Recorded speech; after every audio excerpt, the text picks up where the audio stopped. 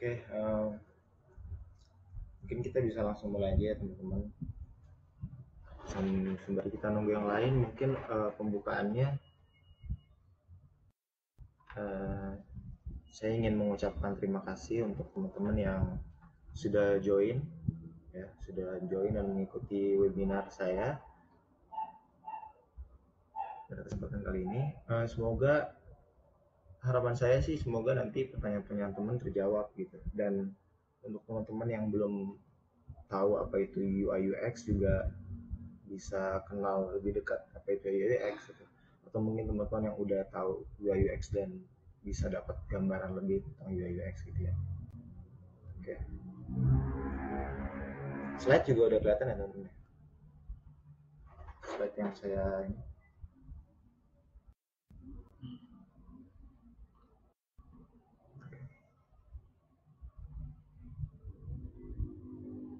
Oke.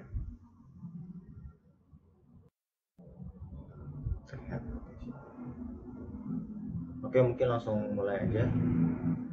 Assalamualaikum warahmatullahi wabarakatuh. Kenalkan, nama saya Lutfi dari Bisa Kitchen. Ya. Posisinya saya role saya di Bisa Kitchen itu adalah content creator, tapi saya juga punya background di UX. Mungkin intronya gini ya. Hello, smart people with a lot of energy of seeking knowledge. Perkenalkan, nama saya Lutfi dari Bisa Kitchen. Mungkin teman-teman, mungkin kita kenalan dulu ya. Mungkin teman-teman belum ada yang kenal saya gitu. Uh, Saya kuliah jurusan administrasi niaga, sekarang semester 6. Saat itu semester 3 ya, saya jatuh cinta dengan dunia UI UX atau dunia desain atau produk desain. Jadi saat itu tuh saya sadar diri kalau saya tuh nggak suka coding gitu. Saya nggak suka coding dan saya cari-cari ya uh, kerjaan apa yang kira-kira tuh ada desainnya tapi nggak coding gitu. Akhirnya saya nemu nih apa? Oh, UI UX. Oh, ketemu nih apa akhirnya UI UX kan ya teman-teman. UI UX itu untuk yang belum tahu, UI UX itu nggak perlu coding ya teman-teman. Nah, nanti kita bakal jelasin apa itu UI UX, mungkin perkenalannya. Dan untuk teman-teman yang belum tahu, sekedar info, saya juga sering bahas atau sharing mengenai UI UX dan Figma di platform sosial media saya. Jadi untuk teman-teman yang mau diskusi atau mau lihat sharing-sharingan saya atau mau lihat postingan mengenai UI UX, tips and trick mengenai UI UX itu bisa langsung ke Instagram saya yang ada di layar teman-teman ya, yang sudah ada di screen, yaitu Lutfi Hak MM. Teman-teman bisa follow, dan mungkin yang mau bertanya mengenai UI UX atau tips tentang Figma bisa ya teman-teman, bisa banget, tinggal bilang aja, DM aja langsung ke saya gitu. Oke, pertama mungkin saya mau kasih tahu dulu ya apa itu Figma, kenapa UI UX itu identik dengan Figma, kenapa nggak aplikasi yang lain gitu. Mungkin Adobe XD, mungkin teman-teman belum tahu, mungkin ada teman-teman yang udah tahu Adobe XD itu dulu uh, tools yang sering digunakan oleh UI UX. Tapi setelah adanya Figma, dan Figma ini cukup uh, cukup user friendly ya menurut saya, cukup mudah digunakan, maka setelah itu UI UX itu lebih identik kepada Figma. Gitu. Nah, kenapa sih UI UX itu identik dengan Figma? Gitu kan? Menurut saya, Figma itu adalah platform yang sangat powerful teman-teman. Selain teman-teman bisa buat visual design, ya visual design itu tampilan yang kita buat dalam bentuk UI design.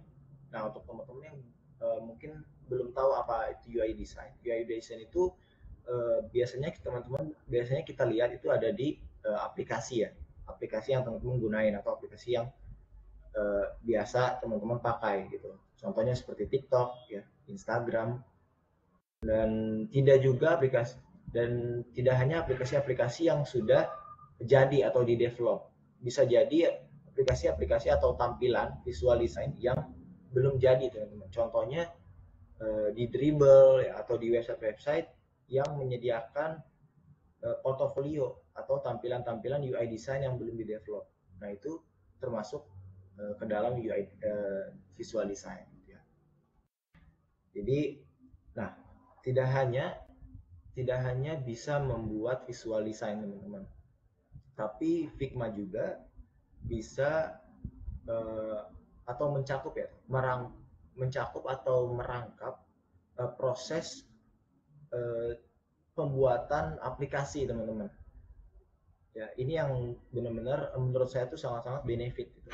Kenapa UI, kenapa Figma itu platform yang powerful. Nah, di salah satu fitur Figma ini, nah contohnya FigJam teman-teman. Jadi di Figma itu ada fitur namanya FigJam.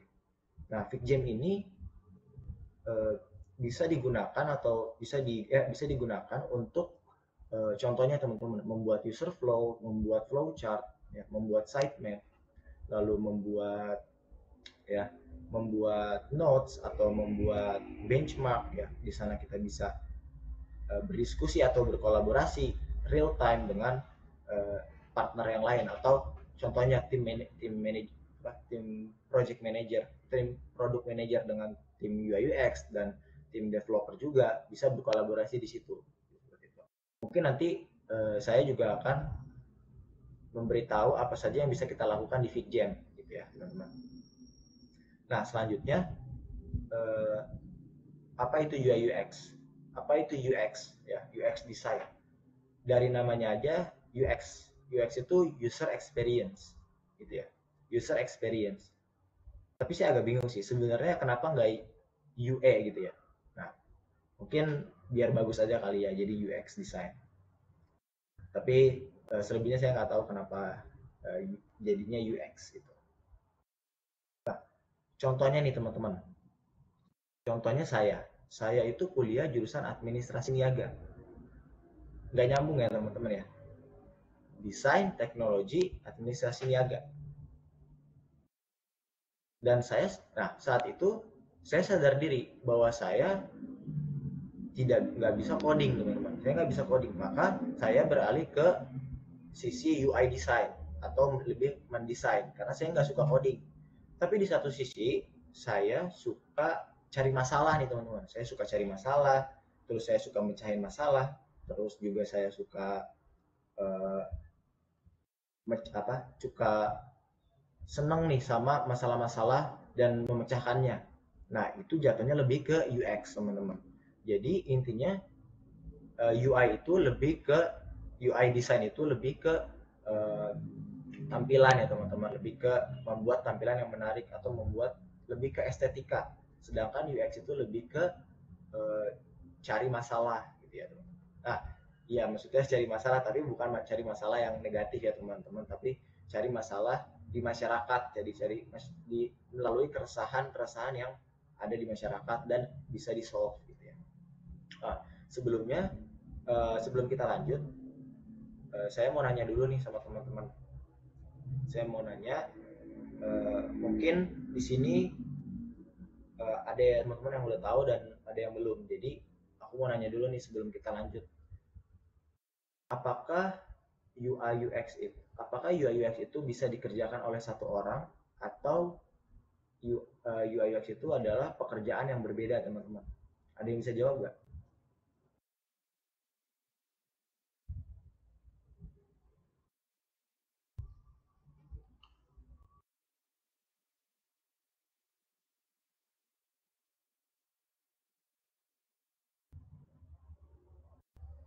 Oke, jawaban dari Kak Helmi, bisa tapi akan membebankan diri. Membebankan yang kayak gimana ya? Maksudnya kan UI UX, oh mungkin kalau UI dan UX digabung pekerjaannya lebih berat gitu ya? Bisa jadi. Ada teman-teman yang uh, mau mencoba menjawab lagi?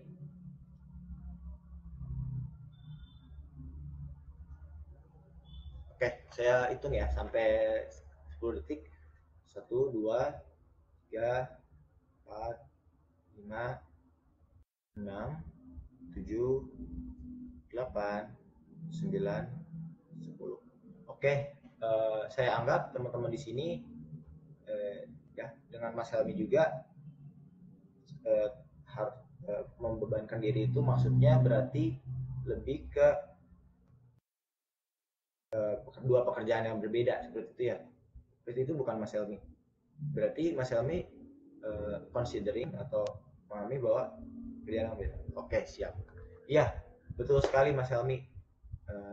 UI dan UX itu idealnya untuk sebuah pekerjaan ya, untuk sebuah pekerjaan itu adalah eh, itu adalah eh, pekerjaan yang atau pekerjaan yang berbeda ya teman-teman. UI design dan UX design dan UI design. Tapi contohnya nih, tapi nggak menutup kemungkinan juga ketika itu untuk portofolio atau itu untuk project personal, biasanya ada ya seorang UI UX yang mereka membuat portofolio sendiri gitu, UX-nya sendiri, UI-nya sendiri. Tapi idealnya untuk pekerjaan, balik lagi teman-teman, UI dan UX adalah pekerjaan yang berbeda. Contohnya sudah banyak ya perusahaan-perusahaan yang eh, menerapkan UI dan UX itu berbeda. Contohnya Grab, ya. Contohnya Grab, Gojek, Goto atau Goto lah, Goto, Tokopedia, dan juga perusahaan-perusahaan yang sudah besar, teman-teman. Nah, tapi juga ada beberapa perusahaan-perusahaan yang memang mungkin eh, masih menerapkan sistem yang lama, teman-teman. Dalam artian semuanya itu whole package gitu, UI dan UX. Sedangkan UX itu belum tentu bagus dalam uh, membuat tampilan yang menarik, dan UI juga belum tentu bisa, seorang UI designer juga belum tentu bisa meriset mengenai apa saja yang dibutuhkan oleh user gitu teman-teman. Jadi intinya UI UX ini adalah pekerjaan yang berbeda ya teman-teman. Jadi ada UI UX designer dan ada UI designer. Jadi itu teman-teman. Nah setelah itu kita balik lagi ke UX ini ya teman-teman. Nah jadi tadi intinya adalah UX itu lebih ke mencari masalah. Coba teman-teman bayangin, kita udah cari nih masalahnya, setelah kita cari masalahnya, kita buat aplikasinya, ya kita buat aplikasinya, kita buat aplikasinya, setelah itu kita kasih ke user. Pas dikasih ke user malah nambah masalah. Kalau gitu berarti bener gak pekerjaannya? Bener gak teman-teman? Kalau misalkan kita buat aplikasi, setelah kita buat aplikasi, kita kasih ke user, ternyata user nggak bisa login, malah nambah masalah. Bener gak? Apa? Bener gak itu? Maka sedangkan kita sebagai seorang UX itu harus bisa meriset, ya harus bisa meriset dan memudahkan user dalam menggunakan sebuah aplikasi, teman-teman. Jadi ya menggunakan aplikasi, teman-teman. Jadi pekerjaan seorang UX designer itu adalah me, meriset atau meresearch. Setelah itu, setelah meriset adalah mencari masalah. Mencari masalah melalui apa? Mencari masalah melalui pain point yang ada di masyarakat. Mungkin bisa juga dari keresahan sendiri, teman-teman. Contohnya saya Udin. Udin mau Udin mau makan, tapi Udin mager, contohnya. Udin nggak mau keluar. Udin pengen makan di rumah, tapi jauh. Dan Udin nggak tahu tempat makanan apa yang Udin suka di sekitar tempat itu. Nah, dari situ kita sebagai seorang UX, kita catat pain point-nya. oh Udin butuh makanan, ya butuh makan, tapi jauh, Udin nggak mau jalan keluar. Berarti apa? Setelah itu yang kita harus sebagai seorang UX yang dilakukan adalah mencari kebutuhan teman-teman, mencari kebutuhan si Udin. Si Udin ini butuh apa? Contoh, Udin butuh tracking makanan terdekat dekat dari rumahnya. Makanan apa? Contohnya ada seafood dan lain-lain. Nah, setelah daftar makanan itu, apalagi contohnya, misalkan delivery atau take away. Nah, Udin kan nggak mau ya keluar, atau mungkin di luar lagi panas, berarti dia butuh delivery dong. Nah, kita berarti harus provide aplikasi yang memungkinkan untuk si Udin itu eh, mengorder, ya bisa order dan bisa melihat apa saja makanan di luar sana yang Udin suka tanpa harus keluar rumah. Nah, seperti itu ya kerjaannya UX. Setelah itu, jika sudah ada kebutuhannya, nah, baru kita buat survei. Ya, kita buat survei ke orang mengenai kebutuhan atau need. Setelah itu kita buat yang namanya wireframe. Jika sudah menjadi wireframe, ya menjadi wireframe atau uh, gambaran kasar aplikasi teman-teman. Setelah itu kita tes ke user, apakah user bisa mengaksesnya, apakah user bisa subscribe, ya jika itu YouTube misalkan, aplikasi YouTube, apakah goalsnya apa teman-teman. Misalkan goalsnya dari awal dia login, setelah dia login dia masuk ke aplikasi, dia nyari makanan yang dia suka, terus dia order, dapet deh ya kan, terus ojeknya datang ke rumah. Nah, itu adalah goalsnya di situ. Nah, itu adalah pekerjaan seorang UX. Nah, makanya UX itu sangat dibutuhkan di dunia industri sekarang. Karena balik lagi tadi, tidak hanya tampilan yang menarik, tapi juga fungsi yang baik dari sebuah aplikasi atau sebuah website tersebut. Gitu. Nah, sampai sini teman-teman paham ya apa itu UX. UX itu jadi intinya UX itu lebih ke meriset atau meresearch dan dan mencari masalah yang ada di masyarakat, lalu di solve, lalu dicari kebutuhannya apa, lalu dibuat aplikasinya sehingga user bisa mudah untuk menggunakannya.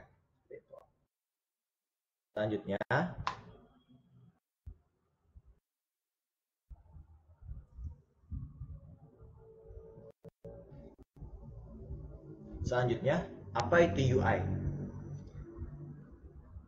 Apa itu UI? Nah, UI itu lebih menekankan ke user interface. Ada yang teman-teman di sini udah ada yang tahu belum apa itu user interface?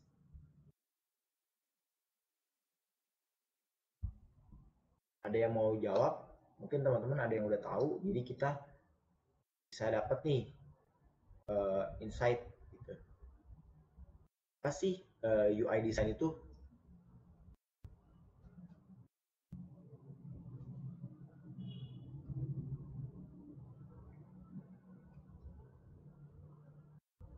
Ya, oke Mas Helmi, makasih sudah menjawab.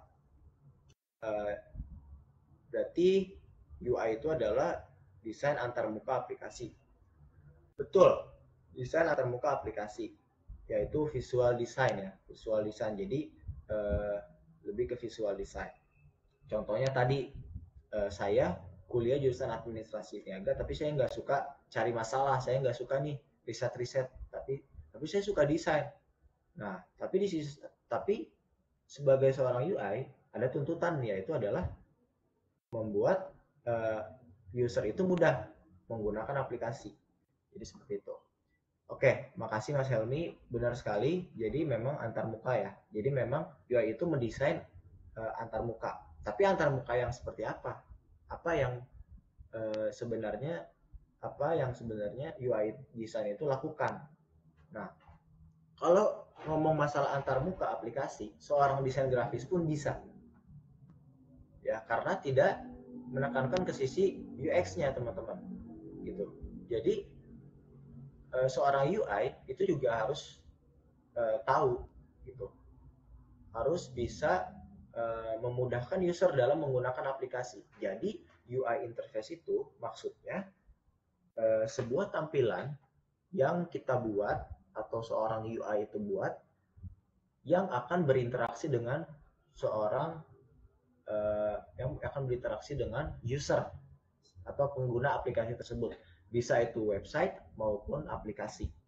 Ya, teman-teman, kita berbicara dua device di sini, ada app application ya, iOS dan Android, dan juga ada website. Nah, setelah itu pertanyaannya mungkin apakah hanya mendesain saja, desain yang seperti apa yang baik gitu kan, pertanyaan UI yang bagaimana yang bagus gitu kan. Nah, UI yang bagaimana? UI seperti contohnya aplikasi-aplikasi yang sudah ada gitu. Jadi contohnya ya, aplikasi-aplikasi yang teman-teman gunakan, TikTok atau YouTube atau Instagram. Goals-nya apa? Ketika teman-teman membuat suatu aplikasi, nanti kita akan praktik ya teman-teman. Ketika teman-teman membuat aplikasi atau website, seorang UI itu bertanggung jawab untuk menekankan apa goals dari seorang UX. Contoh UX maunya si user itu ketika masuk homepage itu lebih menekankan kepada contohnya button untuk mengorder makanan contohnya, atau men-tracking di mana tempat makan yang terdekat. Nah, itu kita sebagai seorang UI harus menjadikan button tersebut itu menarik gitu. Menarik untuk dipencet dan itu clickable. Jangan sampai button tersebut yang men-tracking di mana makanan terdekat dari situ, dari lingkup itu jauh dari jangkauan. Ya, seperti itu. Jadi UI design itu lebih ke membuat tampilan yang menarik dan mudah dipahami oleh user. UX itu lebih ke meriset atau meresearch ya teman-teman. Oke, sampai situ teman-teman udah dapat ya, harusnya sudah dapat apa itu UI dan apa itu UX gitu. Selanjutnya mungkin aku bakal skip langsung ke praktik ya teman-teman, biar teman-teman juga langsung dapat nih insight-nya, dan teman-teman yang mau praktik juga boleh langsung praktik. Dan sampai sini ada pertanyaan nggak teman-teman? Atau ya, sampai sini mungkin teman-teman ada pertanyaan yang mau ditanyakan mengenai UX dan UI dulu ya teman-teman tadi.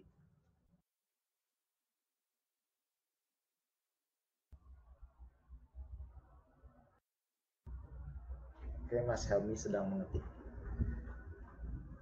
Saya sambil tunggu ini pertanyaannya, saya siapkan dulu ya materi.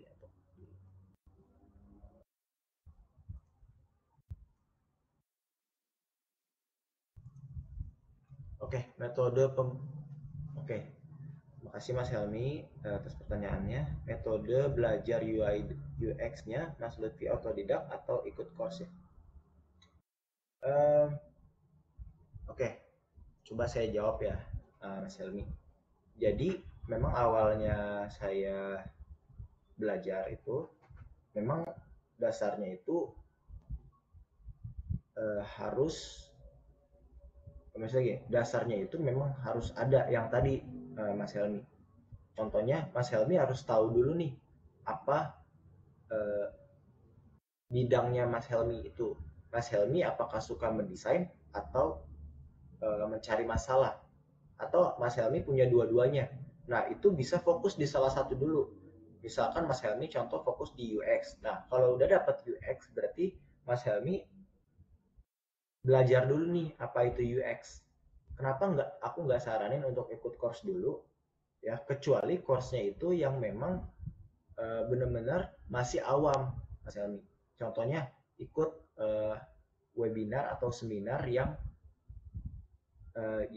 menjelaskan mengenai contohnya mengenai getting started with UI UX atau pemula. Nah, di situ biasanya dijelaskan ya, kalau kita mau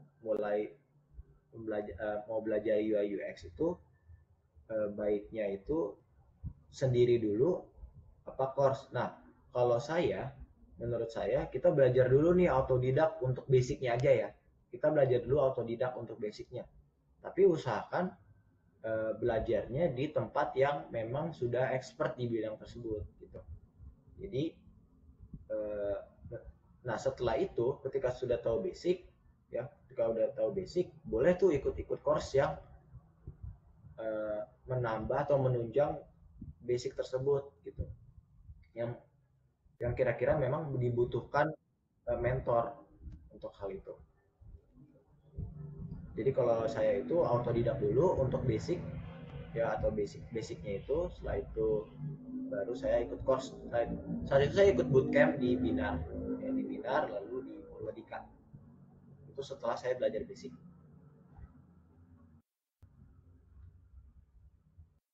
Nanti mungkin kalau mau nanya-nanya juga boleh langsung apa.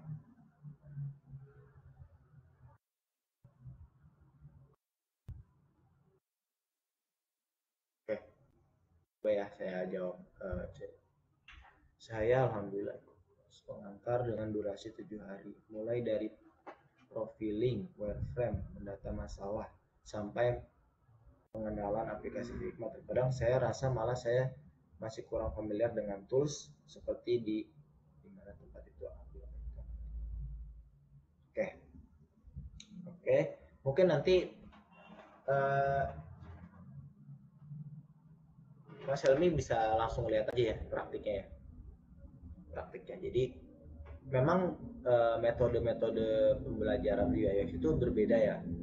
Maksudnya ada beberapa yang masih menekankan UI UX itu lebih ke desain gitu. Ada perusahaan-perusahaan yang mereka UI UX itu lebih menekankan ke UI, mungkin tanpa ada UX gitu, tanpa melibatkan UX. Dan menurut saya ketika kita ingin belajar UI UX itu lebih baik ke UX-nya dulu. Nah, mungkin kalau untuk Figma, bisa nanti aku bakal jelasin ya. Mungkin sekarang kita langsung jelasin aja uh, terus uh, fitur-fitur apa aja. Coba sharing.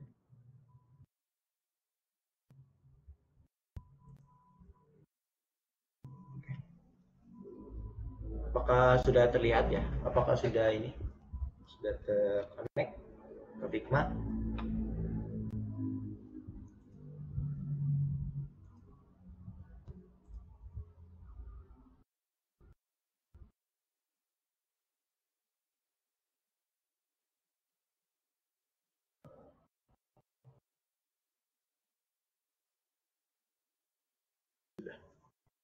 Kalau lemot kasih tahu ya teman-teman. Soalnya kayaknya agak lemot di sini. Oke, uh, kita mulai dari awal dulu kali ya teman-teman ya. Kita mulai dari kita back to file. Di sini itu ada uh, halaman pertama kali kalau teman-teman masuk ke Figma. Nah, di sini tuh ada profile teman-teman nih. Di sini ada profile teman-teman, terus ada setting juga. Saya langsung aja ya, kayaknya langsung aja ke fitur-fitur apa yang kira-kira memang digunain banget gitu. Nah, pertama di sini ada file yang mencakup desain-desain teman-teman nih. Terus ini tuh biasanya digunakan untuk wireframe ya, untuk membuat wireframe gitu, membuat desain. Nah, biasanya seorang UX designer itu, nah ini adalah FigJam teman-teman. Nih, ini FigJam. FigJam ini salah satu fitur. Coba kita pencet ya. Nah, ini tuh space blank kayak gini teman-teman. Ya, bisa digunakan loh buat brainstorm ya. Terus bisa buat flowchart, buat agenda di sini. Biasanya digunakan untuk tadi teman-teman membuat user flow ya, membuat sticky note seperti ini. Sticky note biasanya sebagai seorang UI UX itu kita membuat uh, best five seperti itu ya.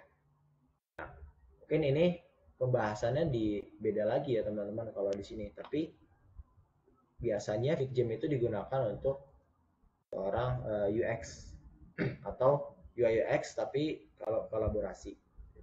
Nah, dia akan muncul di sini nih. Dia akan di save otomatis. Nah, kita langsung masuk ya teman-teman ya. Nah, di sini teman-teman bisa new file aja. Bisa new file, chat, nanti dia akan seperti ini teman-teman. Nah, akan masuk ke halaman desainnya atau ya, halaman desainnya kayak gini. Nah, di sini udah ada beberapa item ya yang saya siapkan untuk membuat aplikasi atau membuat website. Nanti kita buat website itu kita bakal redesign tampil, tapi dikit aja, gak usah banyak-banyak, kayak landing page-nya aja sama beberapa fitur biar teman-teman dapat nih gambaran gitu. Nah, langkah pertama itu di sini ada kursor ya teman-teman, kursor.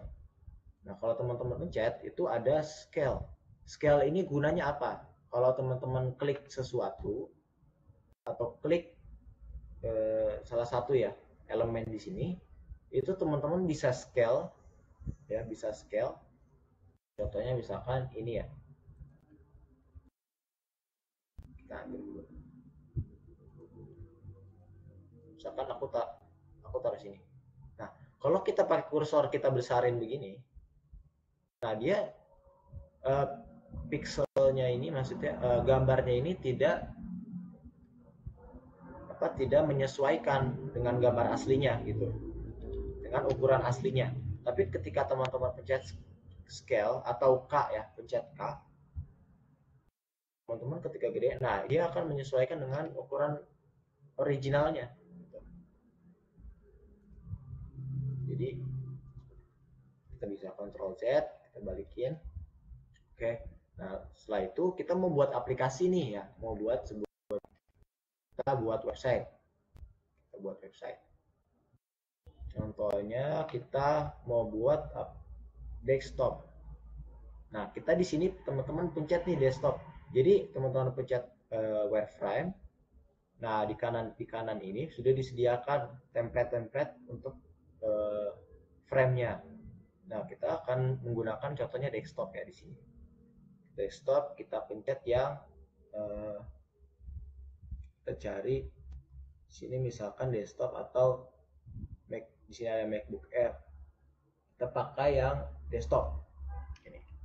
Kita gedein sedikit ya teman-teman. Kita gedein sampai 190. 109 20. Nah, ini idealnya segini ya teman-teman ya. Jadi ketika kita pencet, nah ini tampilan ketika kita frame. Nah, frame ini gunanya apa? Untuk tempat kita mendesain gitu. Jadi dia nggak akan kemana-mana. Nah, ini adalah tempat. Oke, kita udah mulai aja langsung ya. Di sini udah ada beberapa yang aku siapin, yang saya siapin di sini ya. Contohnya kita drag.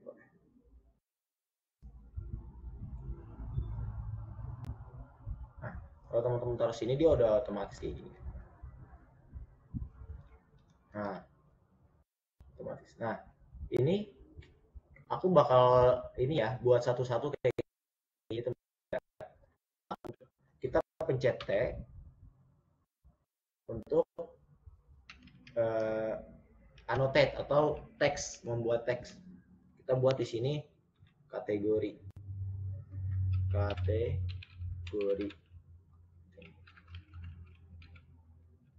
kategoris atau ya kategoris.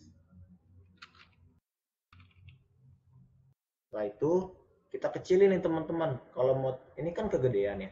Kita kecilin di bagian kanan. Ini ada teks, di bagian teks ada, di sini ada mau teks jenis apa. Misalnya kita pakai intern ya. Terus untuk besarnya kita pakai medium ya, untuk size-nya. Setelah itu untuk ukurannya ya ini apa? Bold atau medium, di sini kita pakai medium. Kita gunakan 18 teman-teman. Kita pakai 18. Ya, kita tinggal klik aja terus kita kencet 18. Nah, ini otomatis akan menjadi 18. Ketika udah kayak gini, ya sudah seperti ini, kita bisa Ctrl D untuk menduplikasi. Ya, ini udah diduplikat ya teman-teman. Ctrl D untuk menduplikasi. Nah, jika sudah seperti ini, ya, jika udah kita select, kita duplikat, kita mau buat 3 seperti ini ya teman-teman, dengan align yang bagus, misalkan jarak dari kesini ke sininya itu benar gitu. Kita langsung select aja keduanya, terus teman-teman bisa langsung pencet Shift dan A untuk membuat auto layout, atau teman-teman bisa ke bagian kanan, terus teman-teman pencet yang auto layout seperti ini. Nah, maka ini akan otomatis menjadi satu frame. Setelah itu kita ke bagian auto layout ya di sini. Nah, di sini ada horizontal dengan vertical layout. Nah, teman-teman pengen dia contoh kita pengen dia horizontal, maka kita pencetnya ini. Kalau kita pengen dia vertikal, maka pencet ini. Nanti dia akan vertikal. Nah, kita pengennya dia horizontal ya. Horizontal. Yang di bawahnya ada horizontal space between ya. Space di antara kedua elemen ini. Contohnya kita gunakan misalkan 32 gitu ya. Kita gunakan 32.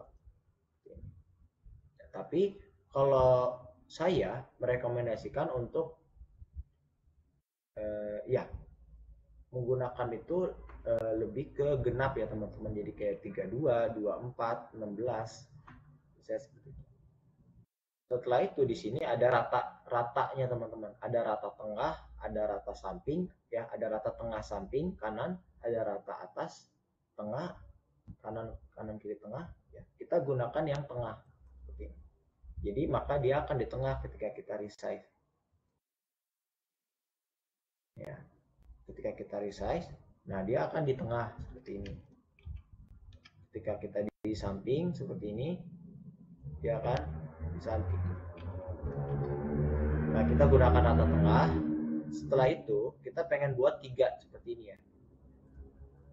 Bisa seleksi, terus kita kontrol dia untuk duplikat. Nah, maka dia akan otomatis membuat 3 teks seperti ini dengan align yang bagus, teman-teman. Kita bisa aja blog, terus di sini community ini. Nah, ya sudah, kita bisa seleksi contoh kita mau buat navigasi ya, navigasi seperti di aplikasi tampil contohnya. Kita pengen taruh dia di sini. Nah, kita buat dulu contoh ini sudah ada logo ya, logo yang saya buat di sini, logo tampil ya, simple aja ya kita. Terus kita select keduanya, terus kita bikin auto layout lagi. Nah, ini maka akan jadi satu kesatuan dan align-nya akan bagus ya teman-teman. Jadi antara tampil dan logo tampil dan elemen yang tadi kita buat, 3 elemen ini 42. Ini aku mau ganti jadi misalkan 46. Nah, setelah itu kita mau menyatukan ini ya.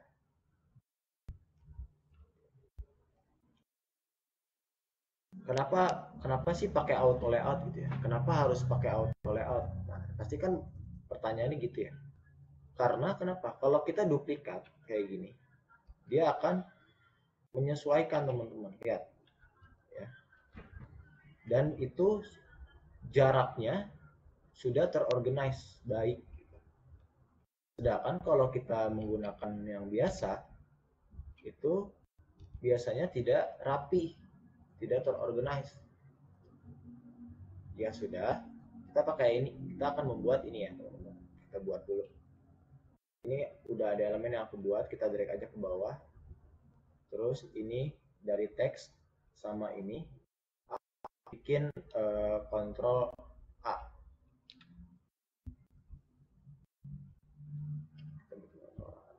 Atau kita buat dari awal aja deh. Ya. Contoh aku mau buat login di sini. Teks login.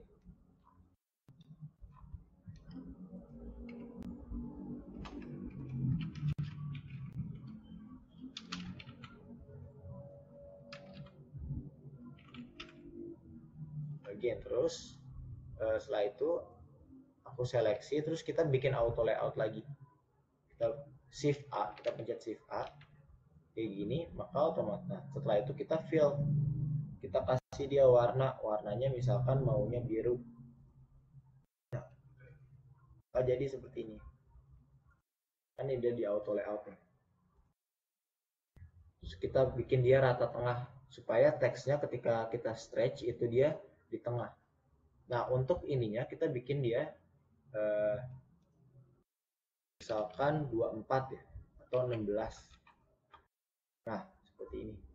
Terus untuk border radiusnya ini kan kita buat misalkan 9 seperti ini, 9.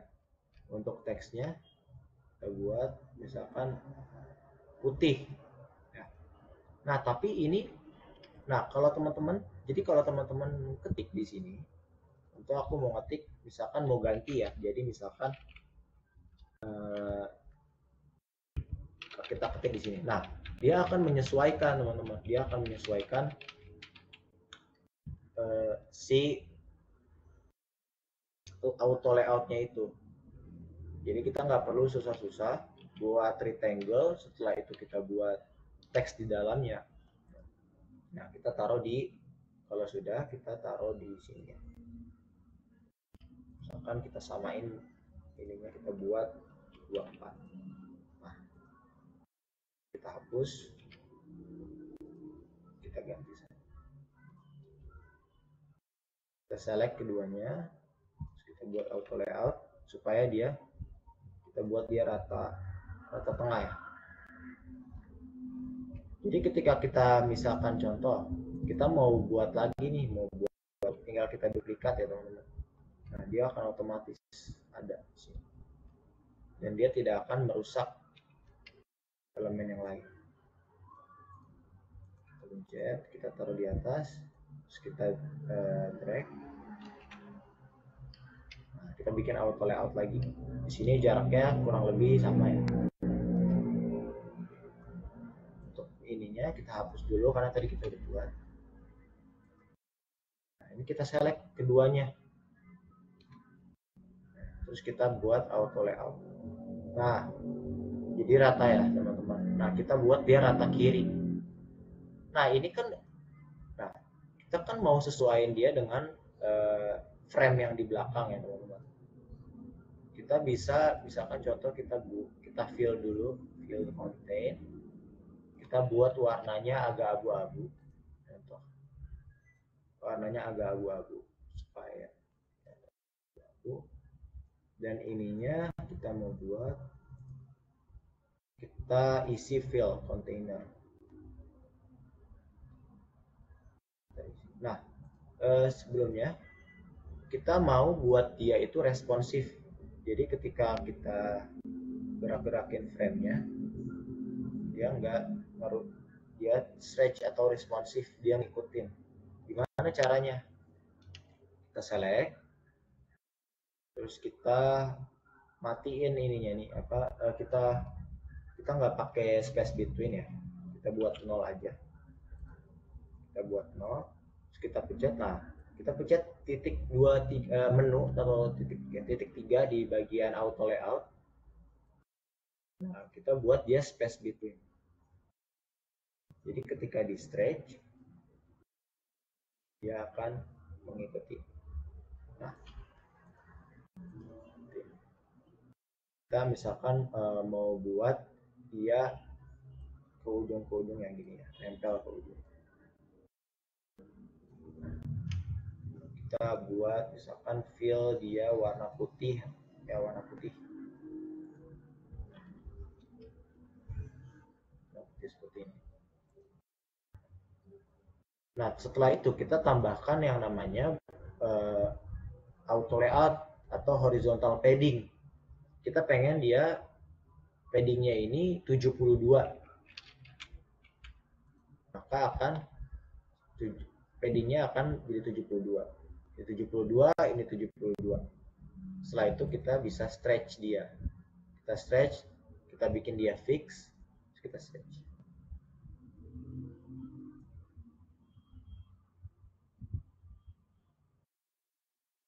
Contoh misalkan kita bikin padding bawahnya, ini padding atas kita buat 16, padding bawah kita buat 32, maka akan otomatis kita taruh di atas.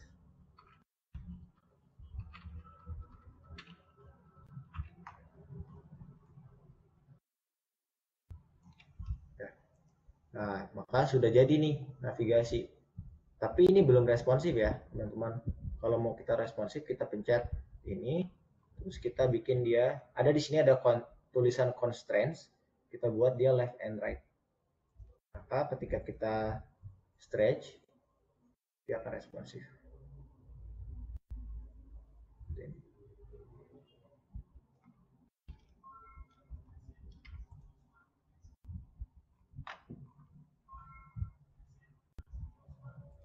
Nah, setelah itu kita bakal lakuin hal yang sama ya, sama yang lain. Di sini udah ada elemen yang saya siapin. Contohnya kita punya apa di sini? Ilustrasi atau gambar yang sudah saya siapkan. Kita taruh di sini. Gede ini kan. Terus kita buat kata-katanya.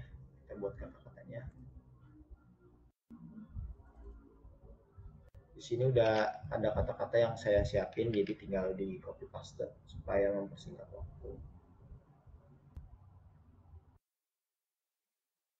Setelah itu ada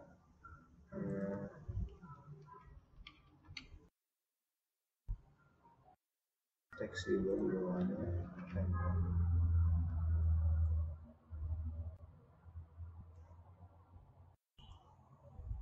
Dan kita buat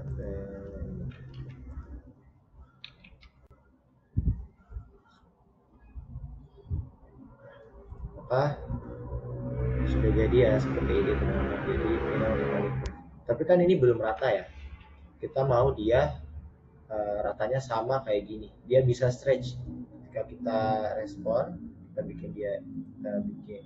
ketika kita stretch dia bisa responsif, tapi dia belum responsif.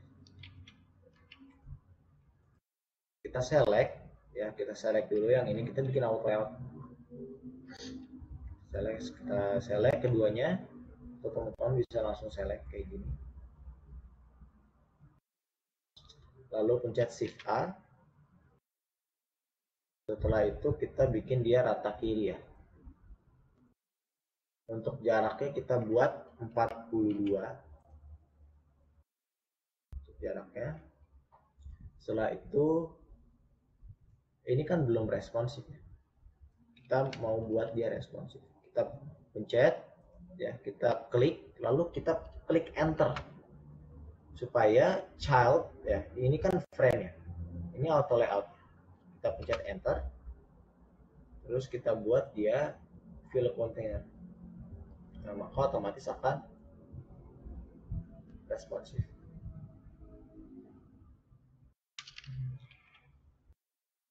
Ya sudah, kita gunakan sama dengan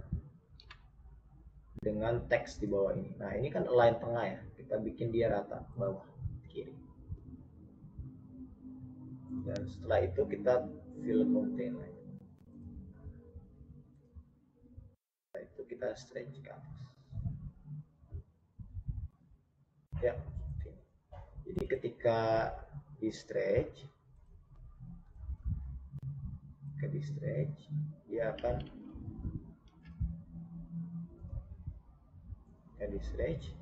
dia akan responsif.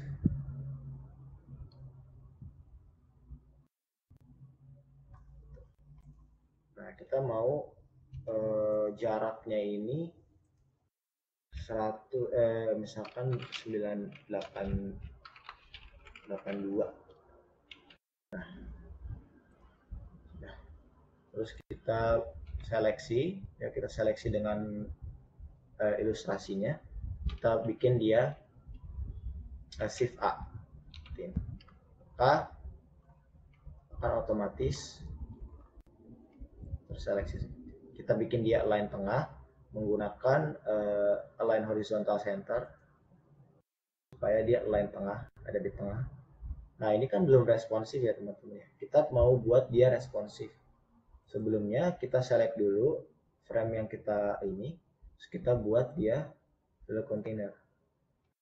Ya sudah, kita buat dia space between lagi nih supaya biar stretching. Jadi space between ini untuk biar dia bisa, dua elemen ini bisa responsif. Yaitu kita bikin dia ini kita lurusin supaya ada paddingnya ya teman-teman. Lalu itu kita buat paddingnya misalkan 120.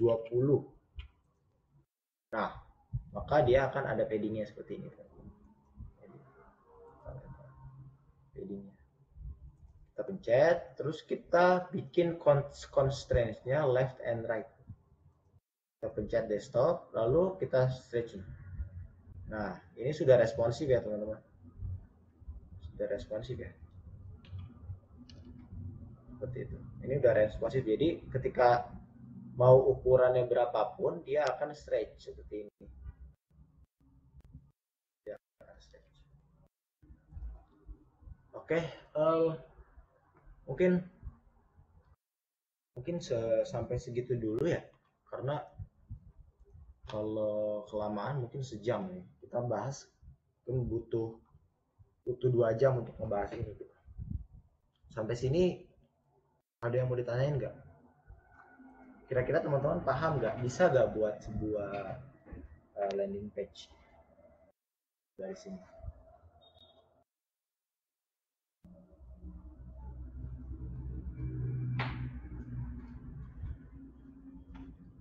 Cukup 5. Oke.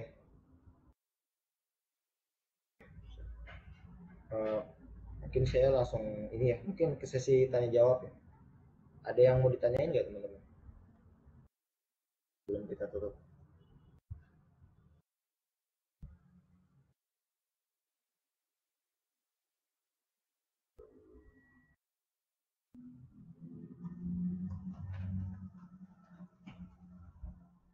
Paham? Oke, siap. Oke, mungkin langsung ditutup aja ya. Oke, sekian dari saya. Mau kurang lebihnya mohon maaf. Dan semoga ilmunya bermanfaat ya. Lagi untuk teman-teman yang baru berkecimpung di dunia UI UX, terutama tadi Mas Helmi, boleh kita diskusi lagi ya selanjutnya gimana ke depannya. Nah teman-teman harusnya udah paham nih, mau fokus ke UI atau ke UX gitu ya. Jadi Mas Helmi tentuin dulu nih, Mas mau ke UI atau ke UX, ke minatnya kemana, atau Mas merasa saya bagusnya di desain nih, di sisi desain gitu. Berarti Mas lebih perdalamin atau fokus ke UI gitu.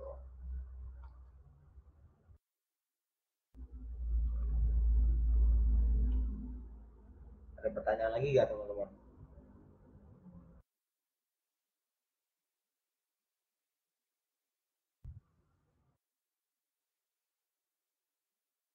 Oke, oke siap, siap Mas Helmi. Semoga semoga bisa. Karena saya jujur juga saya dulu lebih ke UX, ternyata saya lebih suka desain gitu kan. Jadi ya udah lebih fokus ke UI. Berjalannya waktu pasti ngerti. Oke, sekian dari saya. Wassalamualaikum warahmatullahi wabarakatuh. Saya izin tutup. Saya izin undur diri.